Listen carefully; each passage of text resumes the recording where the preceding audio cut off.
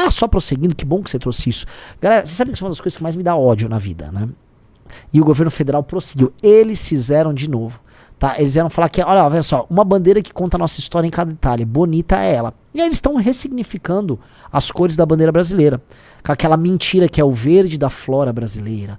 O amarelo da riqueza mineral do país. Que mentira, velho. O azul dos rios e dos céus. O branco do desejo de paz. Lema positivista, as estrelas das 27 unidades federativas. Um print do céu do Rio de Janeiro, dia 15 de 11 de 81, dia do golpe republicano. Deixa eu só comentar uma coisa, tá? Isso aí é mentira, pura e simples. O governo está sendo massacrado nessa postagem. E naturalmente, dado que esses são memes feitos para, posso colocar assim, para prostitutas e para rapazes afrescalhados. Meme para prostituta e afrescalhado, tá bom? Meme de prostituta, meme de garota meme de profissional do sexo e afrescalhado. Desculpe, YouTube. As opiniões dos nossos apresentadores não representam a opinião. Tá, mas eu acho que foi redondo essa. Antes eu falava de uma maneira mais... Meme pra profissional do sexo Teremos, pode continuar. Tá. E isso é tudo mentira. Vamos lá, volta. Só pra explicar pra vocês, meus amigos. Essa bandeira, né, esse losango dentro de um box verde, numa caixa verde, ele representa dos Bragança e dos Habsburgo. O amarelo é dos Habsburgo, que inclusive tá na famosa bandeira do Império Austríaco, Austro-Húngaro. E o verde é dos Bragança, representando a família real brasileira, fusão disso aí. No meio havia esse brasão que tinha o café e o tabaco. Ali, aí você tinha a esfera armilar oriunda do Reino de Portugal, você tinha uma coroa mostrando que o Brasil era império, você tinha toda uma representação ali simbólica super legal. Por isso que eu acho a bandeira imperial muito mais legal do que essa bandeira sem graça e feia e inclusive pouco harmônica que nós temos. Infelizmente a nossa bandeira hoje é feia. A bandeira imperial ela foi muito mais harmônica para trabalhar essas nossas cores, que é difícil. Combinar verde com amarelo não é fácil. A bandeira atual, então, vamos colocar... havia uma... Verde closão, não tem nada de a flora, aí os nossos minerais, não tem nada disso. Era o verde dos Bragança, amarelo dos Habsburgo, tá? E o brasão no meio. Eles mantiveram, né? Os republicanos mantiveram, depois do golpe que eles deram, o losango com o verde em volta. Só que, em vez de ficar a esfera armilar com um brasão, eles botaram ali, né? Como se fosse um substituto da esfera, uma bola muito feia, com uma faixa muito pouco agradável, ela não ficou harmônica, com dizeres positivistas meio ridículos. O Brasil foi o único país a levar a sério a doutrina positivista do ordem e progresso. Tudo muito feio, tá? Infelizmente essa turma, esses criminosos, eles fizeram da nossa bandeira uma bandeira feia. E não me venham falar, ela é linda, ela é feia. Foi feita por gente feia, foi feita de uma maneira tosca e foi feita após um golpe. Eles ainda tentaram, só pra lembrar, bota assim, bandeira Estados Unidos do Brasil. Tá? Antes eles tentaram uma outra bandeira imitando a americana, só pra vocês entenderem, ela não foi nem primeira opção essa bandeira. Eles tentaram logo após o golpe republicano essa bandeira aí.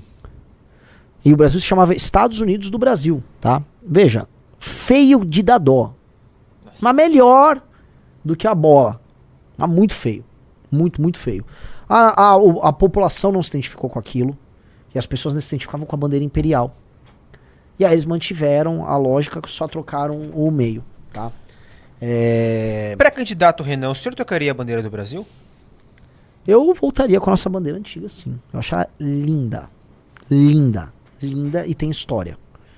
Linda e tem história, tá? Linda e tem história. Eu voltaria, mas assim, naturalmente seria um tema muito divisivo, muitas discussões seriam feitas, mas, né?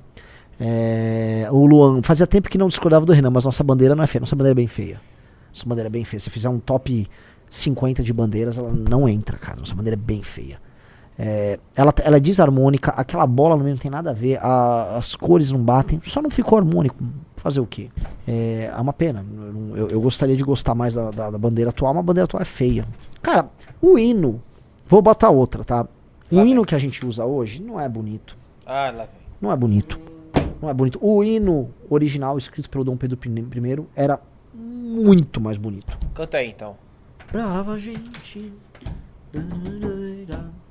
onde vá, temor servil, ou ficar a pátria livre, ou morrer pelo quê?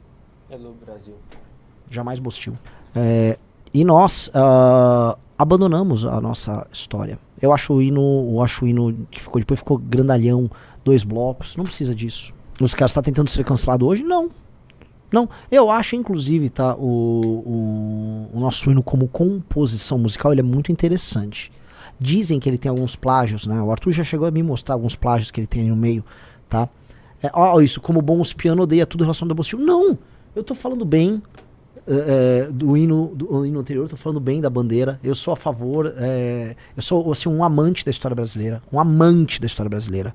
A história brasileira é única, é incrível. Eu sou um cara que gosta assim, eu quero conciliar Bandeirante com Zumbi dos Palmares, tá?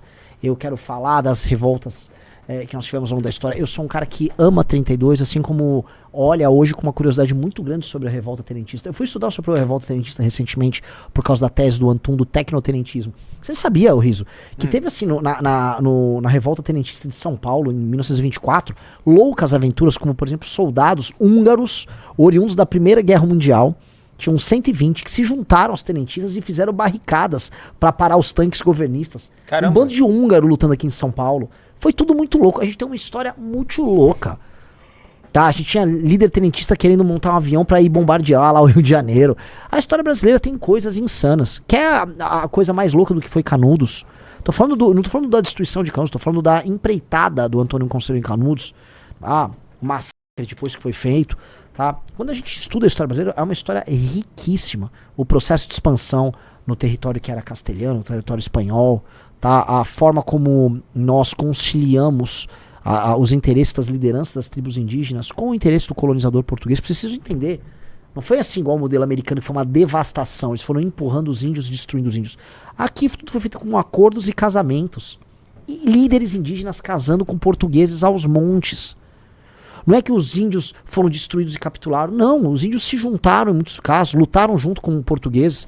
A brasilidade foi construída. Inclusive os escravos que vieram numa situação muito diferente da dos índios, porque o índio já morava aqui, ele era majoritário em termos numéricos, tá? E o índio foi se conformando a uma nova situação. E o africano que estava despido de tudo e mesmo assim teve grandes lideranças. Essa história brasileira é muito rica. O Brasil se construiu. Se a espinha dorsal é portuguesa, a matriz cultural portuguesa é a maior, a africana e a indígena, assim, elas são muito fortes também. Em alguns lugares, inclusive, preponderantes, dependendo do contexto. Isso cria uma história única. A gente tem que ter orgulho da nossa história, amor pela nossa história. Nossa história é única. E a nossa história pode redundar num país incrível. A gente não pode ceder esse papo de bolsistinho. Não entrem com essa conversa. O Visão Ulisses falou, minha avó me contava da Revolução de 32, ela viu ao vivo. Ela viu tropas passarem dentro da fazenda do meu bisavô. Foi um grande acontecimento, os paulistas são muito orgulhosos. Lógico, assim, 32 foi grandioso. Quando vem me pintar que 32 foi, 32 foi a oligarquia cafeeira. Não foi nada, 32 começou com estudante, galera. Quem começou foi estudante, a classe média, a formação de uma consciência moderna, com a chegada dos imigrantes e de uma inteligência em São Paulo que queria construir um Brasil diferente dessa oligarquia. Eles queriam um Brasil moderno. Um Brasil que começou a se desenhar na Semana de Arte de 29.